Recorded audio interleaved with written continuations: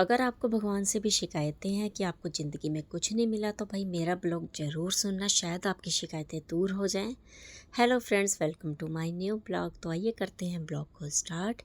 मैंने जैसे बताया था कि मैं लूँगी अब हेल्दी डाइट, तो भाई सुबह हुई मेरी मखानों से, देन चाय मैंने ज़रूर पी क्योंकि मैं चाय के बिना नहीं रह सकती। उसके बाद मैंने लगा ली थी मशीन, क्योंकि अब बारिश होने वाली है शुरू, तो मैं लगा के बैठी थी मशीन। कपड़े वॉश हो रहे थे मेरे अंदर। अब यह था कि कपड़े धुल जाए तो भाई आधा काम मेरा ख़त्म हो जाएगा। बारिश का कुछ पता नहीं है। मौसम सुबह से ही दिन बहुत अच्छा था, लेकिन काम तो ज़रूर करना था। आज रिंकल लगी थी किचन में क्योंकि इसको बनाना था कुछ डिफरेंट सा। तो भाई ये ब्रेड का कुछ बना रही थी, और वैसे मैंने आज बना दिया था सुबह ही आलू बैंगन, जो इनको बिल्कुल पसंद नहीं आता भाई। तो भाई ये लगे हुए थे किचन में। तो मैं आज आपको एक सच्ची कहानी सुनाती हूँ जो मैं खुद देख के आई हूँ। मैं गई थी अभी बाहर कुछ सामान लेने, जैसे कि आपको पता है घर में शादी है तो भाई सामान चल रहा है इधर उधर लेना। मैं शॉप पे गई तो मैं उस भैया का नाम नहीं लूँगी, देन ना वो जगह का नाम लूँगी। शॉप पे जाने के बाद देखा भैया की शॉप संडे को होती है क्लोज।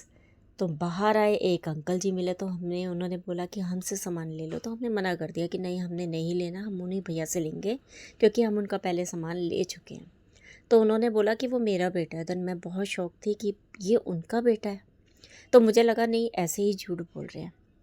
उसके बाद मैंने उनसे उन भैया का नंबर मांगा तो उन्होंने वो भी दे दिया कि लो मेरा बेटा है, और मेरे पास उस भैया का नंबर भी सेफ था। तो मैंने कहा यार सच में, और शक्ल भी देखी तो दोनों की तकरीबन मिल रही थी, तो थोड़ा सा लगा कि हाँ अब ये सच बोल रहे हैं। पर जो उनकी कंडीशन थी उसको देख के मुझे नहीं लग रहा था कि यार सच में बोल रहे होंगे, लेकिन सच में वो उनके ही पापा थे। लेकिन बहुत दुख हुआ उनकी कंडीशन देख के मुझे। वो भैया एसी में बैठते हैं और ये बेचारे सड़क पे एक ठिया लगाते हैं। उनका बेटा जो है वो आईफोन यूज़ करता है और इनके पास एक बटन वाला टूटा हुआ फ़ोन है। वो भैया के पास बहुत पैसे हैं, कार में आते हैं, और ये बेचारा साइकिल भी नहीं है। तो बहुत दुख हो रहा था इनके कपड़े देख के, इनकी हालत देख के। इनके पास कपड़े तक ढंग के नहीं थे, फटे हुए कपड़े पहने थे। पैर में जो चप्पल है थी हवाई, वो भी इन्होंने पन्नी से बांधी हुई थी कि वो टूटी हुई थी।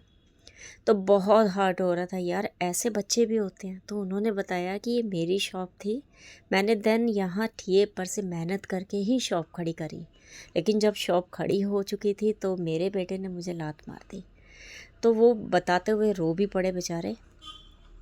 तो मुझे भी बहुत हर्ट हुआ कि यार बच्चे ऐसे होते हैं कि बच्चों को इतनी भी शर्म नहीं आ रही कि आप एक ही एरिया में काम कर रहे हो और आपके फादर ऐसी कंडीशन में, और आप इतने अच्छे मतलब उस पर बैठे हो आप पोस्ट पे कि आपके पास शॉप है, एसी है, कार है, आपके पास फ़ोन इतना अच्छा है, और दुनिया क्या सोच रही होगी कि आप अपने पापा से ऐसे। तो चलो, मैं ऐसे बेटे को बोलूँगी नालायक। मेरे ज़बान में वो बेटा बिल्कुल नालायक है कि जिस बेटे को इतनी अक्ल नहीं आ रही कि मेरे पापा किस कंडीशन में है। 70-75 साल की उम्र में वो इंसान काम कर रहा है अपने परिवार को चलाने के लिए। तो भाई बहुत दुख की बात है, लेकिन फिर भी वो एक यही कह रहे थे कि चलो भगवान का शुक्राना है, कि भगवान का इतना शुक्राना कर रहा हूँ कि भगवान मुझे 2 रोटी खिला रहा है। तो भाई अगर माँ बाप ने आपको सब कुछ सौंप दिया है ना, तो उन्हें लात मत मारो। आपने, अगर मैं कहूँगी 15-16 साल या 18 साल अपने माँ बाप को यूज़ किया है, तो मेरे ज़बान में तो इसको यूज़ करना कहूँगी कि आपने अपने पेरेंट्स को यूज़ किया जब तक आप खड़े ही नहीं हो गए, उसके बाद आपने उनको लात मार दी। तो भाई बहुत दुख लगा ये सब कुछ देख के।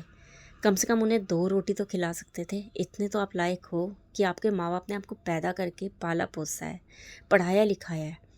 तो जब आज उनकी बारी आई है बैठ के खाने के लिए, तो आपने उनको बिल्कुल ही अलग कर दिया अपने से। आपको शर्म क्यों नहीं आती? तो भाई अगर वो ये ब्लॉग देखें ना, तो कम से कम मैं कहूँगी इतनी सी आइडिया से ही समझ जाएं कि ये उनके ऊपर है, क्योंकि उनको कहीं ना कहीं तो लगेगा कि हाँ मेरे लिए ये चीज़ बोली जा रही है। तो भाई बहुत दुख की बात लगी, लेकिन वो अंकल जी अभी भी शुक्राना कर रहे हैं। तो भाई भगवान का शुक्राना देखो, वो अभी भी कर रहे हैं। और अगर अब आपको अभी भी ना समझ आए ना अपनी ज़िंदगी के बारे में, तो कभी हॉस्पिटल जाओ, आईसीयू में जा के देखो कि एक एक सांस के लिए बंदा तड़प रहा होता है। मैंने खुद फील की है ये चीज़। एक एक सांस के लिए लोग तड़पता है, तो वो तब भी बाहर आके शुक्राना करते हैं भगवान का।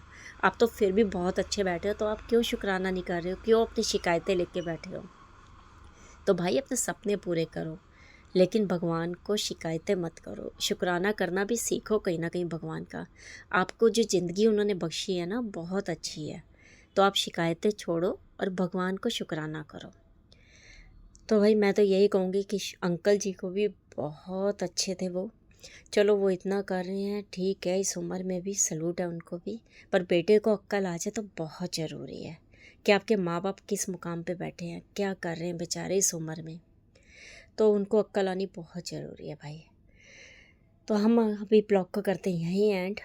आपसे मिलती हूँ मैं कल नए ब्लॉग में। अब तक के लिए इतना ही। Tata bye bye.